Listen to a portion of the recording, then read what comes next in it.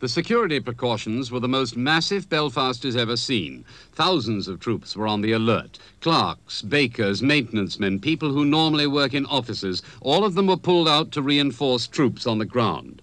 Along the route, troops and armored vehicles sealed off every point where the two communities might have clashed.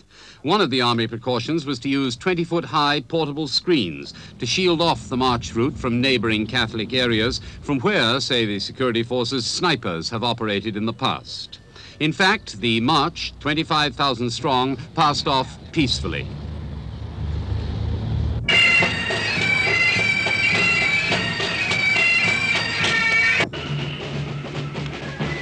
The crowds watching the parade were somewhat smaller than usual.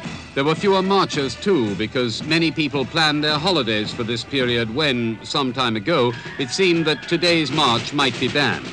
Not even intermittent heavy rain dampened the enthusiasm of the marchers who followed a 10-mile route to the rally point outside Belfast.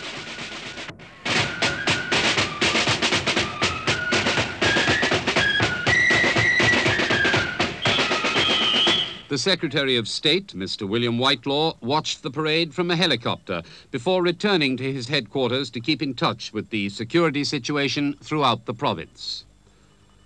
At the rally, the leader of the Orange Order in Belfast, the Reverend Martin Smith, bitterly attacked Mr. Whitelaw for talking to representatives of the IRA. And therefore, our word to Whitelaw is simply this.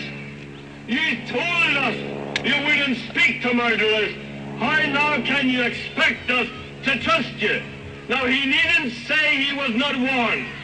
He was warned face to face that the sooner he starts talking in a way that the Ulster loyalists understand, and the sooner he presents them a ground of comfort, a crumb of confidence, the better.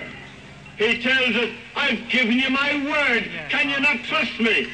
May I ask you, what answer do you give from Eden Derry today? Do you trust him? No! Never! No! The atmosphere was tense when the Orange Parade passed through the exclusively Catholic Parkside district.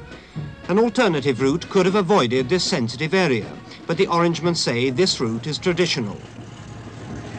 Local Catholics studiously avoided the parade, but many of their women and children had been moved out in case of trouble.